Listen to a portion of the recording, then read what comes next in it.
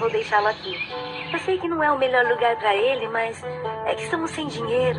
E assim que pudermos, vamos levar a um lugar mais adequado para sua situação. Aqui estão seus relatórios, os remédios e esse aqui é o último exame dele. Ah, e nessa maleta estão todos os seus brinquedos. Tudo bem, senhora. É só assinar aqui e pronto. Maria, tá correndo de novo nos corredores. Quer fazer o favor de brincar com as outras crianças?